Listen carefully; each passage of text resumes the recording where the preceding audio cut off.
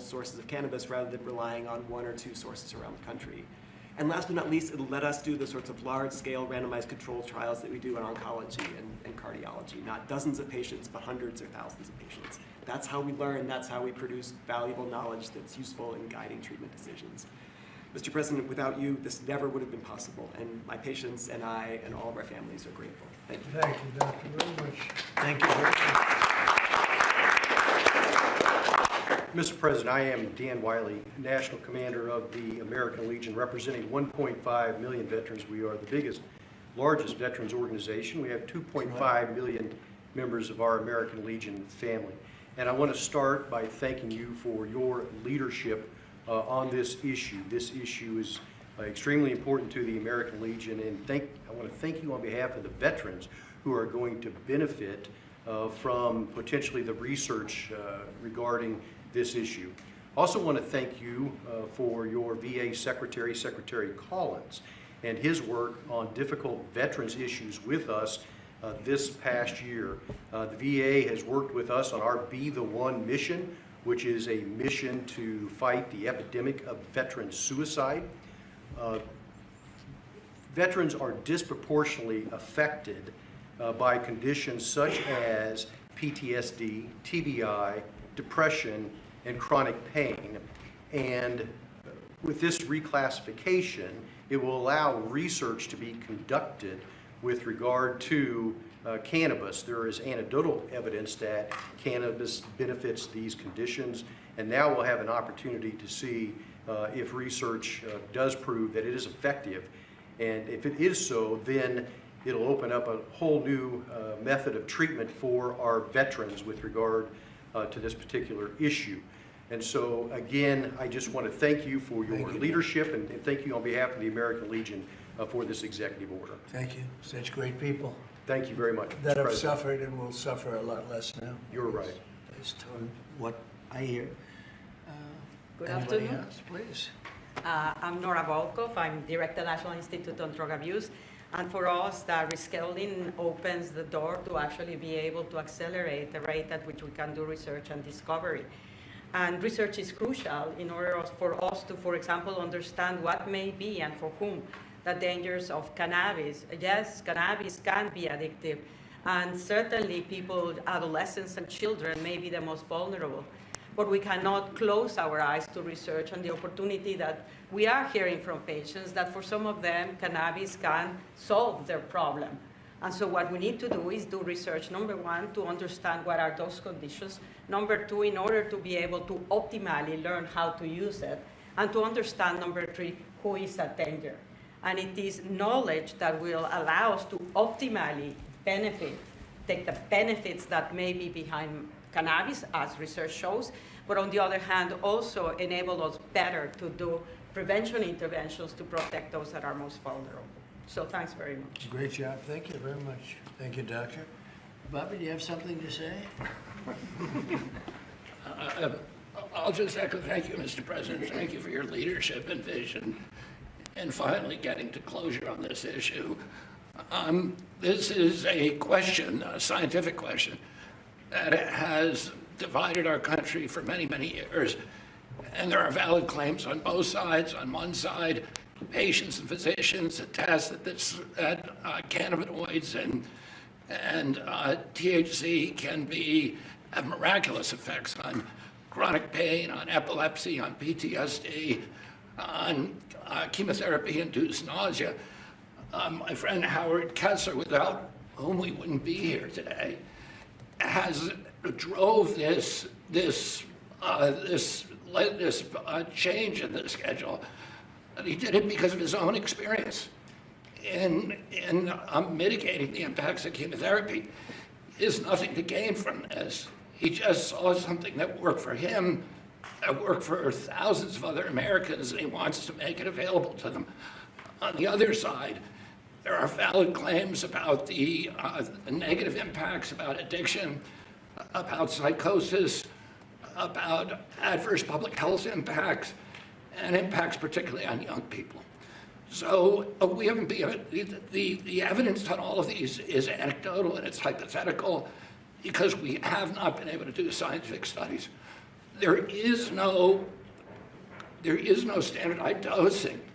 And if you don't have standardized dosing, any study that you do is comparing apples to pears. And we don't know the difference between botanicals and synthetics, and all of these questions we're now going to be able to answer. 5 administrations have promised to act on this issue. The Biden administration promised to do this, and the proposal began during the Biden administration. It got mired down in the chaos and inertia and disorganization of that. And I want to thank President Trump, who made the promise during the 2024 election that he was going to come in and solve this issue, that he was going to take decisive action, and he has kept that promise today. And so thank you, for President Trump, for your vision. And because of that, we will have answers very soon. This will finally allow us to study this issue and to answer these questions for the American people. Thank you very much, Bobby.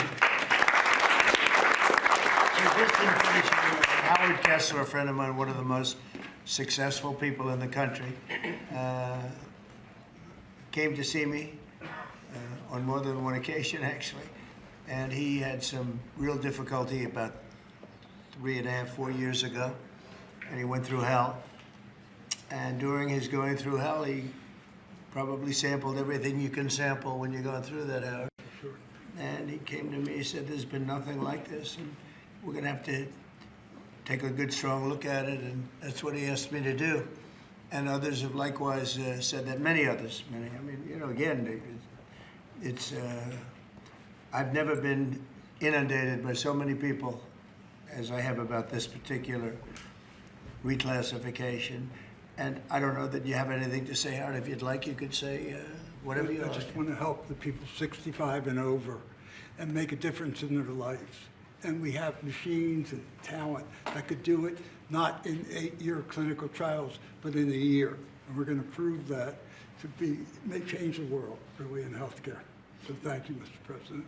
And I'm far younger than 65, so this does not pertain to me. Thank you. I don't want it, okay? I'm not going to be taking it, but a lot of people do want it. A lot of people need it, and thank you, Howard, for really opening a lot of eyes. Okay, we'll sign it. We'll take some questions from the press. You can ask the doctors some questions, and it's an honor to do this.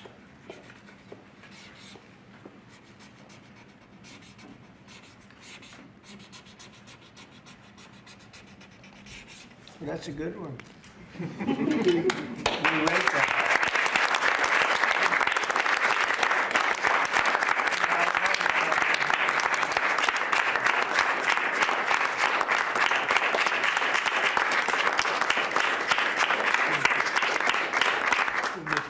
Thank you. Thank you very much, everybody. Any questions, please? Mr. President, Yes. a health-related question on your health care plan. You've said you want to make direct payments to Americans, but these Obamacare subsidies are expiring now in a matter of just a few days. More than 20 million Americans are now bracing for their premiums to skyrocket. Are you going to let this happen, or will you intervene? Yeah, they will skyrocket because it was never any good. I'd like to see the money that is going to the insurance companies by the hundreds of billions of dollars. You know, their stocks are up 1,400%, 1,800%, and 1,624%. Their stocks are up through the roof over a fairly short period of time because they're getting vast amounts of money. I want that money to go to the people directly and let the people buy their own health care. And they'll get much better health care than they get with the Unaffordable Care Act, as it's known by a lot of people. It is virtually unaffordable for people. It's a bad thing. We can have a great thing. Let the money go directly to the people and let them buy their own health care. But this is an urgent problem, Mr. President. Is there anything you can do now, Mr. President? Can I answer, Mr. This President? is going to be right now, as far as I'm concerned. Go ahead. We just got data today. We have federal exchanges where people come shopping for the ACA. And the president hasn't heard this yet, but we've talked to the team. The percentage change from last year was down 2.7 to 2.8%. Not the massive numbers that have been predicted. And there's many possible reasons for this, but right now Americans are signing up for these programs despite all the things that have been going on. 2.8% is a tiny fraction of what many had claimed would happen, and I think it speaks to the fact the American people appreciate these ACA plans are already subsidized over 80%. So it's a good deal, even if you don't get the extra 15, 20%. It's a great solution to much better health care at a much lower cost. Yeah, please. But do you want Congress to extend these ACA subsidies? Well, I'd like not to be able to do it. I'd like to get right into this, and I'd ask Oz this question in particular, but I'd like to see us get right into this. I don't know why we have to extend. This could be done rapidly if the Democrats would come along. We have a problem. The insurance companies own the Democrat Party. They own it. And the Democrats having a hard time. They give a lot of money to the Democrats. Very little money to Republicans, by the way. A lot of money to Democrats. And they're going to have to decide, do they want to do the right thing or do they want to be beholden to the, insurance companies? They're making a fortune. I want the money to go to the people. Go ahead, Oz. How would you say that? I agree with the president. We have some ideas out there. Congress is working through some concepts. But I just want to emphasize that the ACAs are not imploding based on the data we just received from the federal marketplace. This can go very quickly, actually. Yes, please. Mr. President, can I ask you, clarify something for me on the Federal Reserve? How many people are you interviewing for the Fed chairman, and what did you think of Chris Waller? I think he's great. I mean, he's been a man who's been there a long time, somebody that I was very involved with in the sense of his career, and he's a fantastic man. I met him yesterday, again. So how many people are you looking at? We're talking to 3 or 4. I think every one of them would be a good choice, honestly. Michelle Bowman? We'll be making a decision pretty quick. Is Michelle Bowman on that list too? Are you going to interview her? She's fantastic. She's a fantastic person. Thank you, Mr. President. Some GOP lawmakers have written to you in recent days saying they're concerned this executive order could normalize drug use for youth. How would you respond to them? You're talking about this particular today?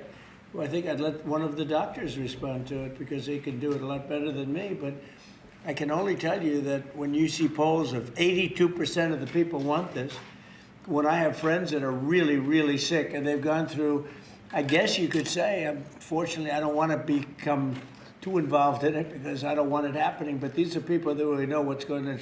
Very smart people. This is one of the most successful people in the country and a very brilliant guy. And when they go through this horrible ordeal of cancer or other things, and they realize that this is something that makes them feel better without all of the side effects of some of the drugs where you're just totally knocked out and out of it. But I'd like to have one of the doctors maybe respond because you people do it better than anybody. I'm happy to respond. Yes. I mean, and my answer is we have had cannabis scheduled for how long? And it hasn't protected neither the adolescents nor the adults. We have 20 million people in the United States with a cannabis use disorder. This is not legalizing it. It's making easier to do research so that we can use it when it is indicated and optimally. So it's also a big part of this is research. In other words, you'll now have a much larger sample and you'll be able to see if it's as good as many people say it is. I mean, people say it is beyond good, and you'll be able to find that out now. On housing, you talked in your address last night about housing. Yeah. Are you still considering a national emergency over housing? I'm looking at it. What would yeah, that look I'm like? looking What would at that it. mobilize? You know, there's two thoughts on housing.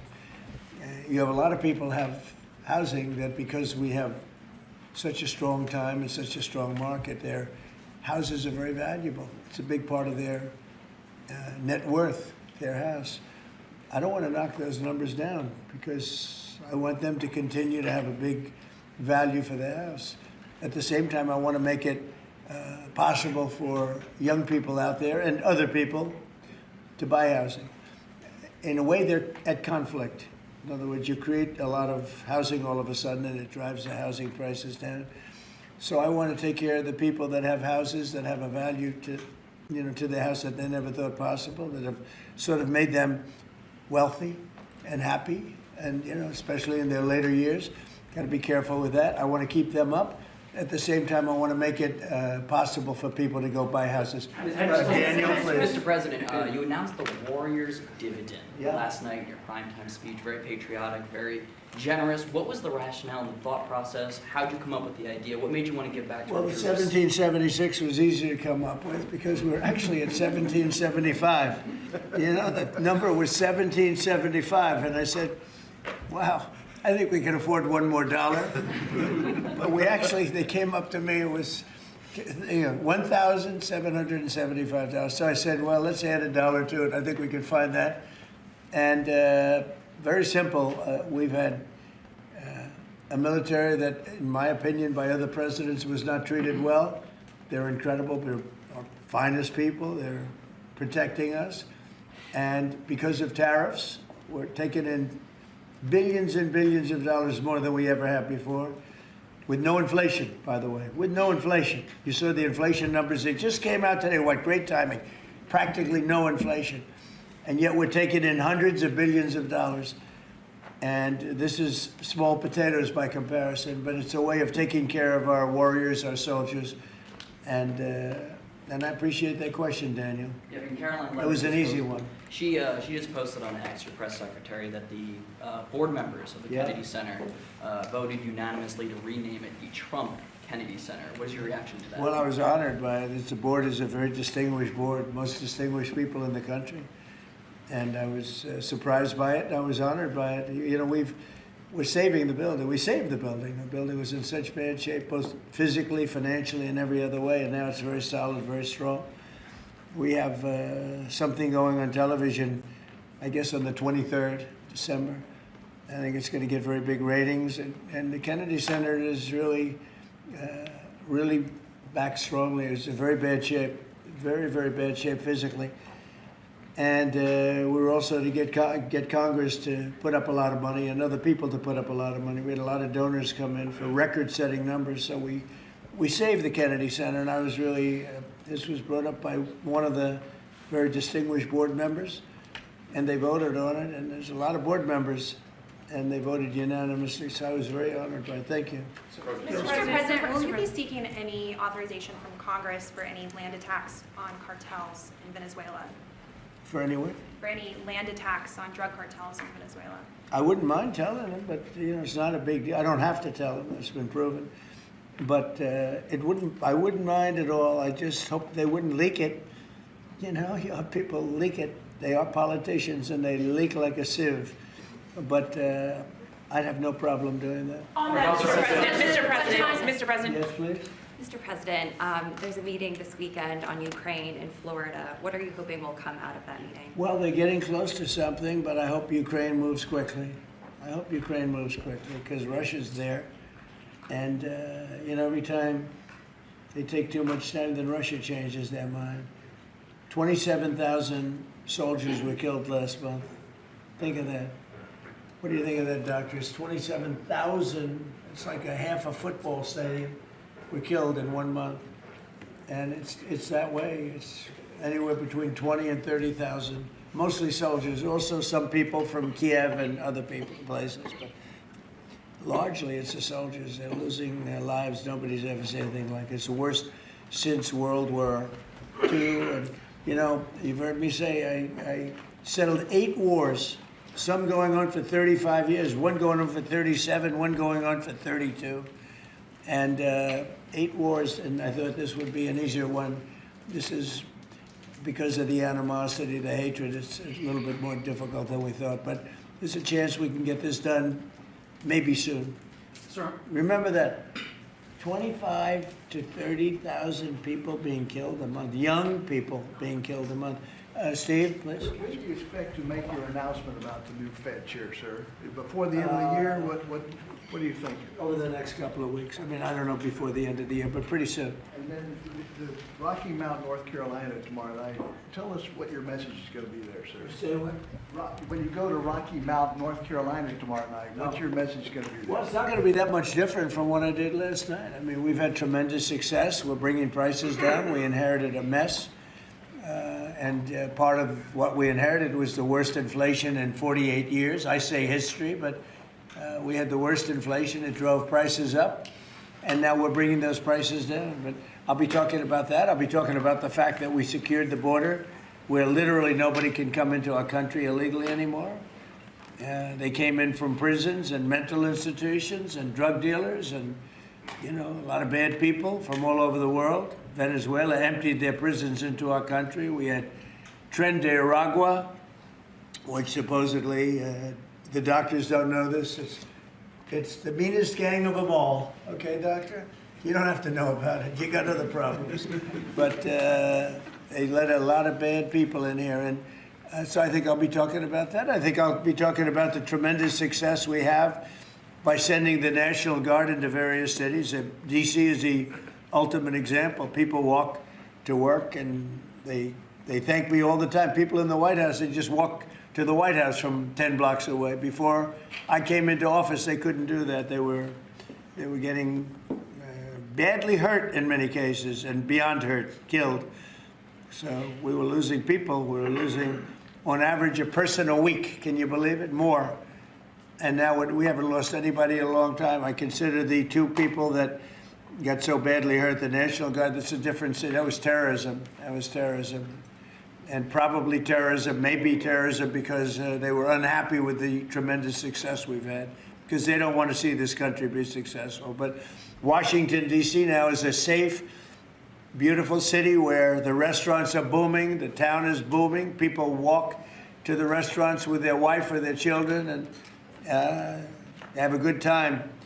We were losing all the restaurants. We were losing our life in this. We were just, the whole heritage of Washington, D.C. was down the drain, and we brought it back. And now everybody's thrilled to be here. It's the hottest. It's a part of the hottest country anywhere in the world. We've become, in 10 months, the hottest country anywhere in the world. And I say it all the time, we were a dead country 1.5 years ago. Do you expect to meet Prime Minister Netanyahu while you're down in Palm Beach? Yeah, he would like to see me. We haven't set it up formally, but he'd like to see me.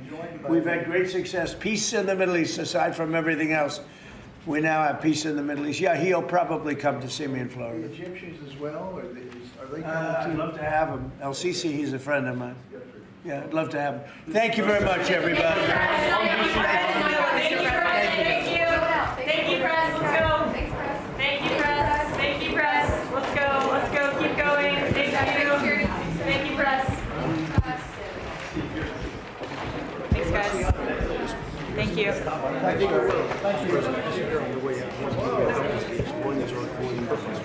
Wow. And then this is especially made American Legion